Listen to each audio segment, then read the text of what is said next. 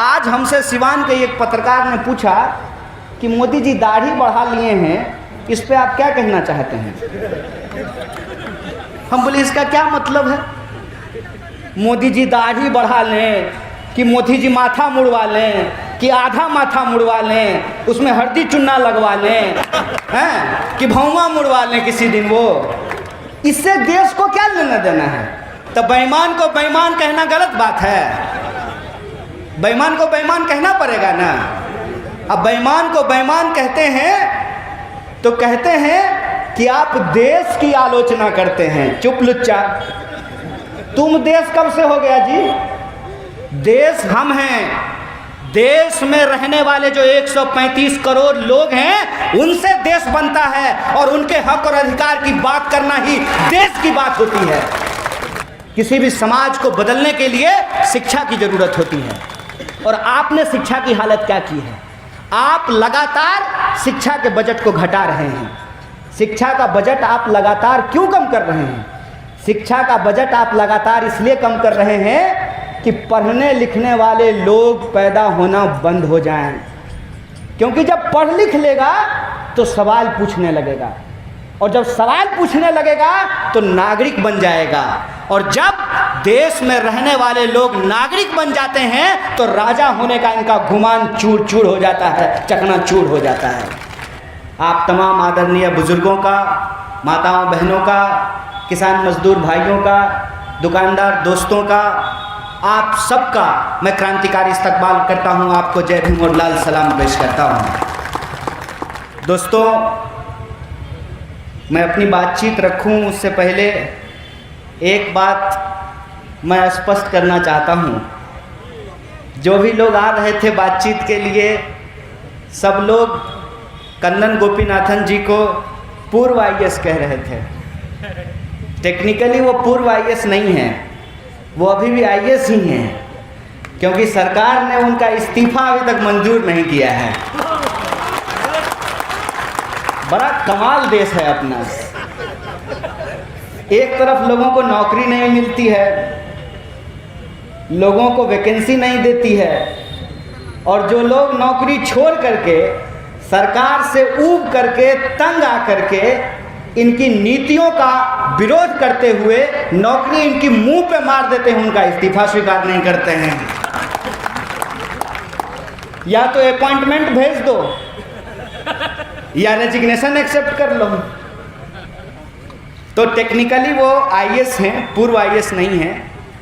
और हाँ, मैं पूर्व विद्यार्थी हूँ जेएनयू का। मैं अब जेएनयू का विद्यार्थी नहीं हूँ। मुझे जेएनयू से निकले हुए कई साल हो चुके हैं, लेकिन अब भी जब भी जहाँ कहीं भी जाते हैं तो लोग जेएनयू के नाम से ही बुलाते हैं। इस संबंध में एक बात मैं आप तमाम लोगों से साझा करना चाहता हूँ। ये वर्ष साहिर लुधियानवी साहब का जन्म शताब्दी वर्ष है। साहिर लुधियानवी साहब के गाने बुजुर्ग से लेकर के आज के नौजवान तक गुनगुनाते हैं। आप में से बहुत सारे लोगों ने प्यासा फिल्म देखा होगा। उसमें एक गाना है कि ये दुनिया अगर मिल भी जाए तो क्या है, ये महलों, ये तख्तों, ये ताजों की दुनिया, ये दुनिया अगर मिल भी जाए तो क्या है। इस गाने को आज भी अगर गाएंगे तो बहुत सारे बुजुर्ग जो है आपकी बर्तनी ठीक करने लगेंगे, बोलेंगे ठीक से नहीं गा रहे हो, इसमें जौ का उच्चारण ठीक से नहीं लिया गया है। साहिर साहब की और कई मशहूर नज़में हैं, बहुत सारी गीत उन्होंने लिखे हैं।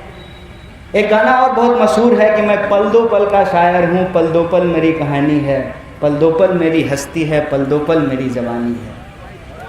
ये साहिर साहब का जन्म शताब्दी वर्ष है, और साहिर साहब का नाम मैं इसलिए यहाँ ले रहा हूँ कि Sahir Ludhianvi all India student federation Punjab के प्रेसिडेंट हुआ करते थे। तो एआईएसएफ से जो जुड़े हुए लोग हैं, जो साथी हैं, मैं उनको यह बात बताना चाहता हूं कि आपके कंधे पे ये जो झंडा है ये कोई मामूली झंडा नहीं है। आपने अपने हाथ में जो विरासत लिया है वो विरासत कोई मामूली विरासत नहीं है। मुझे जब पूर्व जेएनयू स्टूडेंट कहा जाता है और जब मैं साहिर साहब का जिक्र कर रहा हूँ तो एक बात मैं आपको बताना चाहता हूँ कि साहिर लुधियानवी साहब जिस कॉलेज में पढ़ते थे, जिस कॉलेज से उनको निकाल दिया गया था, आज उनकी सबसे बड़ी मूर्ति उसी कॉलेज में लगी हुई है, गवर्नमेंट कॉलेज लुधियाना में। इंसान की पहचान किसी चीज़ से जुड़ जाती है, चाहे वो उस संस्थान का हिस्सा ना रहे, लेकिन ये उसकी पहचान बनी रहती है। मुझे इस बात का गर्व है कि मुझे आज भी जेएनयू का पूर्व विद्यार्थी कहा जाता है। इस बात पे मैं गर्व करता हूँ, और इस बात पे मैं इसलिए गर्व करता हूँ कि मुझे कई बार महसूस होता है देशद्रोही के आरोप झेलने वाले हम लोग इस देश के प्रथम समूह हैं। सीनियर हुए न जी, नहीं, आजकल तो किसी को भी कहा जाता है। दिल्ली के बॉर्डर पे जो किसान बैठे हुए हैं उनको देशद्रोही कहा जाता है। 2 दिन का बैंक का हड़ताल करने वाले बैंक कर्मियों को देशद्रोही कहा जाता है। कल को नौजवान अगर एसएससी में धांधली क्यों हुई है, एसएससी की बहाली क्यों नहीं हो रही है, परीक्षा का परिणाम क्यों नहीं निकल रहा है, उसको लेकर के सड़क पे उतरेंगे तो उनको देशद्रोही कहा जाएगा। तो हम लोगों को तो सबसे पहले कहा गया है ना, सीनियर स्टूडेंट है ना हम लोग इस मामले में। हम तब भी यही बात कहते थे, और इसीलिए हमने साहिर साहब का जिक्र किया कि जिस गवर्नमेंट कॉलेज लुधियाना से उनको निलंबित किया गया था, आज वहां उनकी सबसे ऊंची मूर्ति लगी हुई है। हम तब भी यह बात कह रहे थे कि हमारी लड़ाई किसी सरकार से इस बात के लिए नहीं है कि आप हमको क्या दे रहे हैं, हमारी लड़ाई इस बात के लिए है कि आप देश को क्या दे रहे हैं और आप देश को कहां लेकर के जा रहे हैं। बहुत ठीक कहा कर्नल साहब ने, प्रजा हैं कि नागरिक हैं। ये बहुत जरूरी सवाल है। अगर नागरिक हैं तो सरकार को हमको कुछ नहीं देगी। सरकार कौन होती है? 8,500 करोड़ का विमान खरीदा गया है प्रधानमंत्री के लिए, उनका बाप का पैसा है। किसका पैसा है? किसका पैसा है बताइए? देश की जनता का पैसा है ना। जबरदस्ती 56 इंच का छाती चौड़ा करके घूम रहे हो जी। अब बेवकूफ समझते हो हम लोगों को। क्या है? बिहार के लोग अलहुआ जरूर खाते हैं, आलू जरूर खाते हैं, बुड़बक नहीं है। बुड़बक समझने का गलती मत कीजिएगा। ये वो धरती है जहाँ पे शंकराचार्य को भी मंडन मिश्र ने परास्त किया था। ये वो बिहार की धरती है। ये वो धरती है जहाँ दशरथ मांझी एक छेनी हथौड़ी लेकर के पूरा पहाड़ काट करके रास्ता बना दिए थे। ये वो धरती है।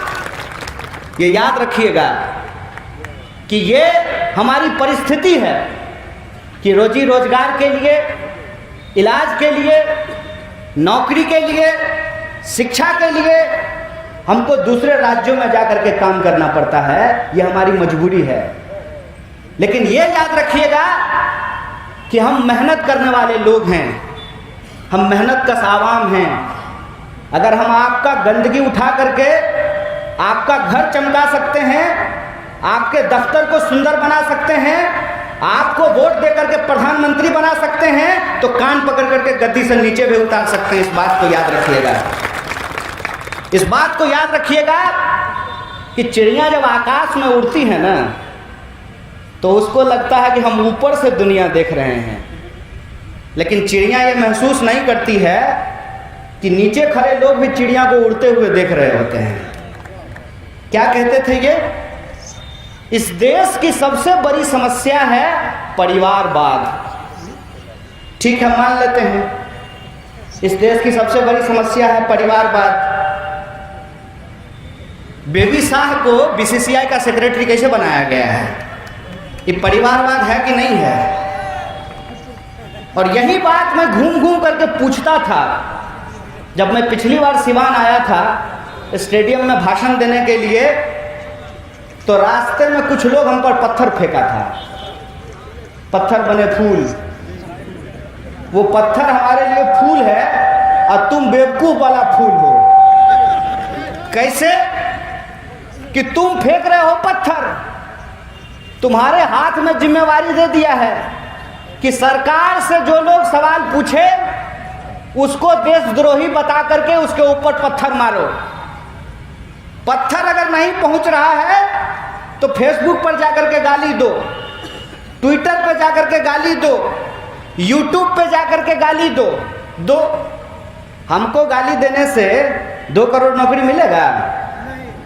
अगर ऐसा है तो मैं रोज भोरे भोर फेसबुक लाइव पे आ जाऊंगा और देश के सभी नौजवानों को कहूंगा कि भरपूर आप हमारे साथ पुष्ट को गाली दीजिए अगर आपको नौकरी मिल जाए तो।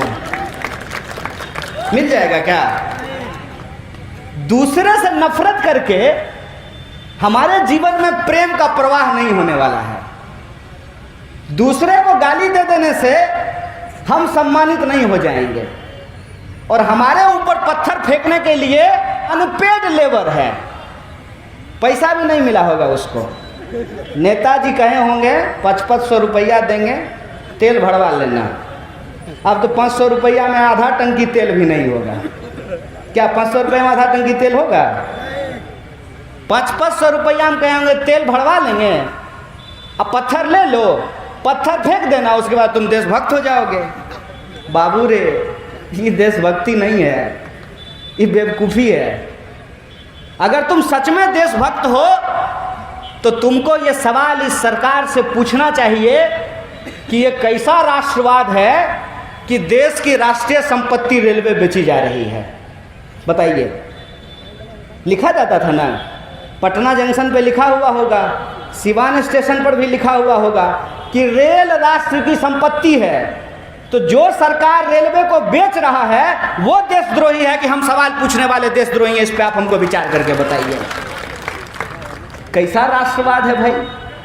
राष्ट्रीय संपत्ति को निपटाए जा रहे हैं। और जो सवाल पूछता है, हम तब भी कहते थे देखिए हम आपका नमक खाए हैं, आपके टैक्स के पैसा से हम पढ़ते हैं और जो ज्ञान हमको मिला है उसके आधार पे हम सरकार से सवाल पूछते हैं कि ये साहब वादा किए थे आप हर साल 2 करोड़ नौकरी देने का, वादा किए थे हमारे खाते में 15 लाख रुपया पहुंचाने का, वादा किए थे अच्छा दिन लेकर के आने का, अब बना दी हैं अपने बेटा को बीसीसीआई का सेक्रेटरी।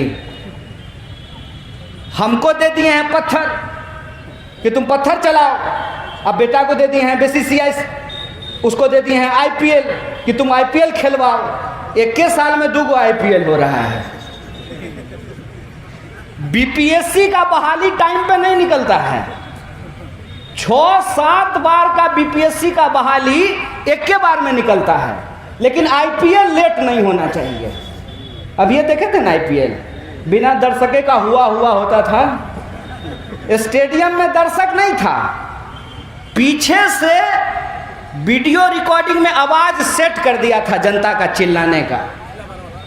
अब फिर हो रहा है, आईपीएल टाइम पर होगा, एसएससी का एग्जाम टाइम पर नहीं होगा, बीपीएससी का एग्जाम टाइम पर नहीं होगा, रेलवे का बहाली टाइम पर नहीं होगा। और रेल तो अद्भुत है। कल परसों एक वीडियो देख रहे थे, उल्टा ही रेल चल रहा था। बताइए, जिनसे रेल नहीं संभल रहा है वो देश क्या खाक संभालेंगे? वो देश क्या संभालेंगे? लेकिन उनका जो प्रचार है वो प्रचार बड़ा लाजवाब है। अब प्रचार की ताकत तो होती है, प्रचार की ताकत तो ऐसी होती है कि बार बार अगर कोई बात आपको कही जाएगी तो आप मान लीजिएगा, हम कहेंगे तो नहीं मानिएगा, हेमा मालिनी कहेंगी तो मानिएगा क्या? से पहले नहीं मानिएगा। हेमा मालिनी कहती हैं कि कैंट देता है शुद्ध पानी, तो घर में कैंट लगा लेते हैं। हेमा मालिनी कह रही है ना, कोई कन्हैया कुमार कह रहा है कि नहीं लगाएंगे। हेमा मालिनी बोली हैं ड्रीम गर्ल, तो लगा लेंगे कैंट का पानी, शुद्ध देगा। शुद्ध है कि नहीं है ये मालूम नहीं है। कोई आकर के कह दिया ठंडा मतलब कोका कोला पिए जा रहे हैं, अम्मा कह रही है कि बेटा छाछ पी लो, लस्सी पी लो, तो लस्सी पिएंगे जी, उसमें क्या है, कोका कोला पिएंगे तो जो है काहे कि कोहली बोला है कि कोका कोला पी लीजिए, कोहली बोल रहा है ना, तो पी लेंगे।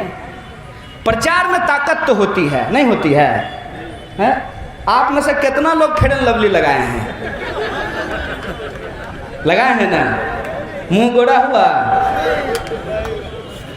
प्रचार में ताकत होती है।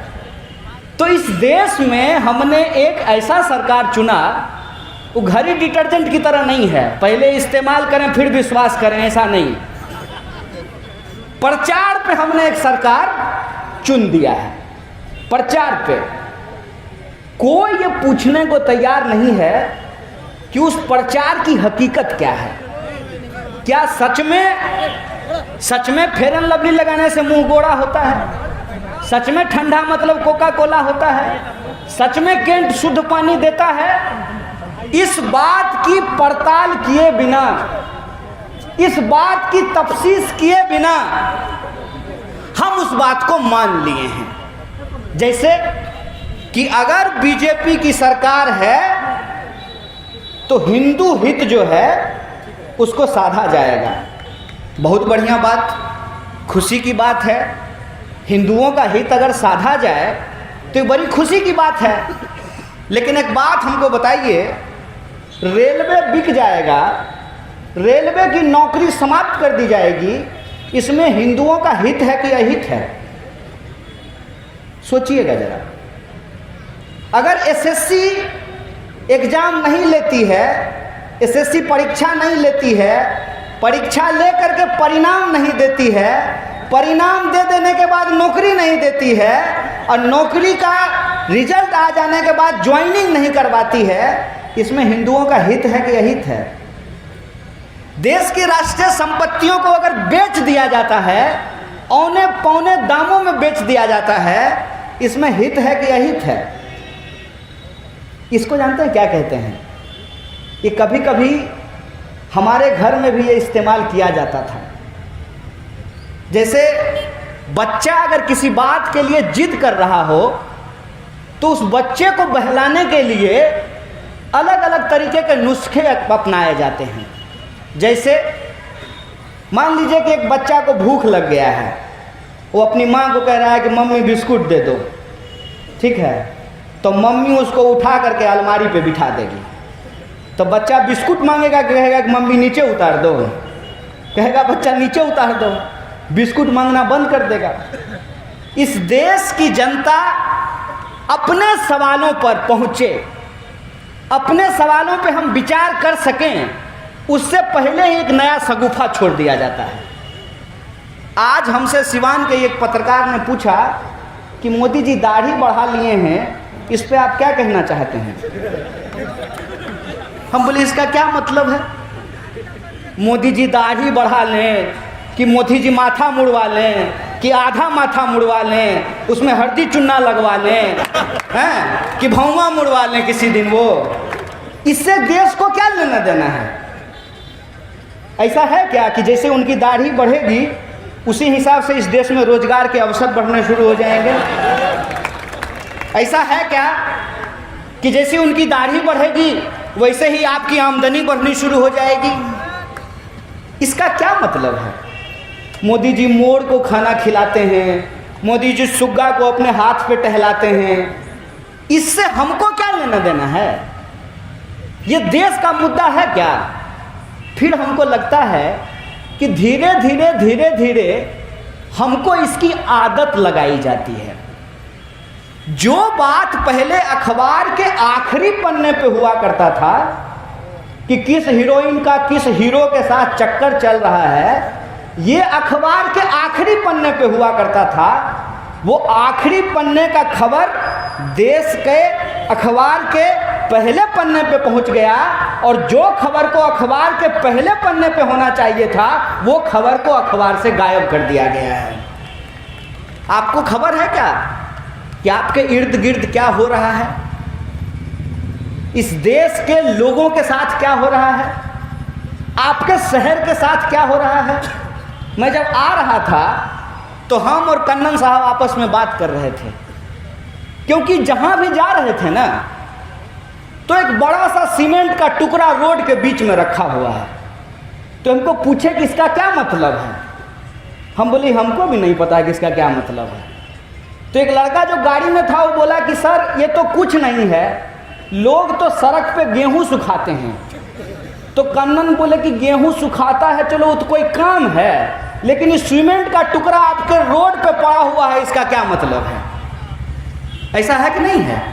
सिवान के कई सड़कों पे आप घूम करके देखिए तो सीमेंट का टुकड़ा पड़ा हुआ है, मेन हॉल खुला हुआ है, गटर में पानी पास नहीं कर रहा है, बिजली 24 घंटे नहीं आती है, इंटरनेट आधा घंटा स्पीड से चलता है बुलेट ट्रेन से, आधा घंटा के बाद EMU बन जाता है।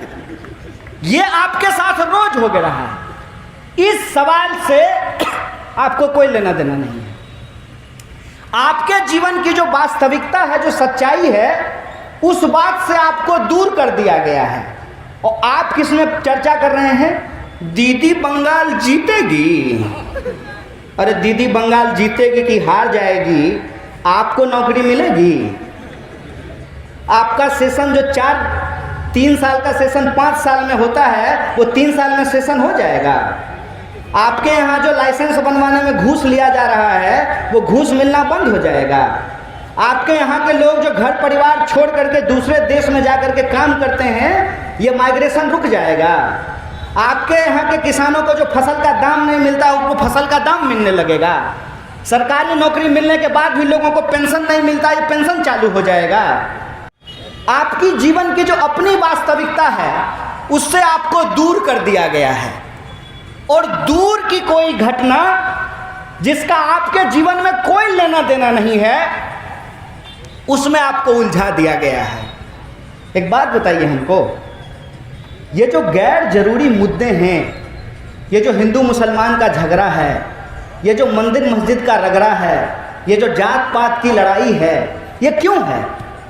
ये इसलिए है कि एक कहानी मैं आपको सुना देता हूँ। बचपन में पढ़े थे हम लोग स्कूल में कि एक सेठ बीमार था और उस सेठ के 4 बच्चे थे। चारों बच्चे आपस में लड़ते रहते थे। सेठ को इस बात की चिंता थी कि मेरे मरने के बाद ये चारों भाई आपस में लड़ेंगे और सारा संपत्ति जो हमने मेहनत से कमाया है उसको ये बर्बाद कर देंगे। वो सेठ बेड पे पड़ा हुआ था और एक दिन अपने चारों बच्चों को बुलाया और चारों को 4 लकड़ियों का एक गट्ठर दिया, बारी बारी से कहा तोड़ करके दिखाओ। कोई भाई उसको तोड़ नहीं पाया। फिर उस लकड़ी को एक एक करके दिया, सबने उसको तोड़ दिया। वह यह समझाने की कोशिश कर रहा था कि इस देश के जो आम लोग हैं, बोलिए समाज में ज़्यादा गरीब लोग हैं कि अमीर लोग हैं? बॉर्डर पर गरीब का बच्चा मरता है कि मंत्री जी का बच्चा मरता है? किसान खेत में जो आप आत्महत्या कर रहे हैं वो गरीब हैं कि अमीर हैं? और सरकार को वोट देने वाला लोग गरीब है कि अमीर है? तो ऐसा कैसे हो रहा है? हम ही वोट दे रहे हैं, हम ही सरकार चुन रहे हैं और हमारे साथ ही सारी समस्या हो रही है। कभी तो आपके मन में ये विचार आना चाहिए ना कि भाई हमको सरकारी नौकरी नहीं मिल रही है, सरकारी नौकरी अगर मिल भी जाए तो हमको पेंशन नहीं मिलेगा। और जिस एमएलए को आप वोट देते हैं ना, अगर वो एक बार एमएलए बन गया है तो उनको जीवन भर पेंशन मिलेगा। भाई ऐसा कैसे हो सकता है? क्या सिपाही जी कि माने विधायक को पेंशन मिलेगा, आपको पेंशन नहीं मिलेगा? बैंक में काम करने वाले को पेंशन नहीं मिलेगा, रेलवे में काम करने वाले को पेंशन नहीं मिलेगा, लेकिन मंत्री जी को पेंशन मिलेगा। ये बेईमानी है कि नहीं है? है ना? अरे बोलिए न, डरते क्या है? वेतन थोड़ी बंद कर देगा सरकार। ये बेईमानी है ना हो? तो बेईमान को बेईमान कहना गलत बात है। बेईमान को बेईमान कहना पड़ेगा ना। अब बेईमान को बेईमान कहते हैं तो कहते हैं कि आप देश की आलोचना करते हैं। चुप लुच्चा, तुम देश कब से हो गया जी? देश हम हैं। देश में रहने वाले जो 135 करोड़ लोग हैं, उनसे देश बनता है और उनके हक और अधिकार की बात करना ही देश की बात होती है। मन की बात, अपने मन की बात, हमारे काम की बात कब होगी? इस देश के आम आवाम की बात कब होगी? इस देश में जो शिक्षा की हालात पैदा की गई है उस पर सवाल कब खड़ा किया जाएगा? कोई ये सवाल क्यों नहीं पूछता है कि जब राष्ट्रपति जी का वोट एक और जूता सिलने वाला का वोट एक, फॉर्चूनर पे चलने वाला का वोट एक, हेलीकॉप्टर पर उड़ने वाला का वोट एक और A1 साइकिल पर घूमने वाला का वोट एक, जब इस देश के संविधान ने हमको बराबरी का अधिकार दिया है तो ये बात हम क्यों नहीं बोलेंगे कि राष्ट्रपति हो या चपरासी की संतान सबको शिक्षा एक समान? ये बात हम क्यों नहीं बोलेंगे? ये बात हम क्यों नहीं बोलेंगे कि अगर देश को मजबूत बनाना है तो देश के नागरिकों को मजबूत बनाना पड़ेगा। और देश के नागरिक कैसे मजबूत होते हैं? देश के नागरिक जिम जाने से खाली मजबूत होंगे? 21वीं सदी में हम लोग रहते हैं। 21वीं सदी को कहते हैं कि ये तकनीकी युग है, ये सूचना क्रांति का युग है। इस सूचना क्रांति के युग में शरीर से सिर्फ ताकत नहीं होता है, 56 इंच आपका है कि नहीं है, हम इंची टेप लेकर के नापने के लिए नहीं गए हैं, लेकिन आपका ऊपर का महल खाली है, ये बात हम जरूर समझ गए हैं। हम आपसे ये पूछना चाहते हैं कि देश की मजबूती देश के लोगों से होगी। और देश के लोग कैसे मजबूत होंगे? जब उनको पढ़ने की व्यवस्था दी जाएगी, जब उनको पढ़ाया लिखाया जाएगा। अंग्रेजी में एक कहावत है, नॉलेज इज पावर। एक बड़े विद्वान ने लिखा कि नॉलेज इज पावर, ज्ञान में शक्ति होती है। भगत सिंह ने लिखा है कि बम और पिस्तौल इनकलाब नहीं लाते हैं, विचारों की शान की जरूरत होती है। नेल्सन मंडेला लिखते हैं कि education is the most powerful tool weapon which you can transform the society. किसी भी समाज को बदलने के लिए शिक्षा की जरूरत होती है। और आपने शिक्षा की हालत क्या की है?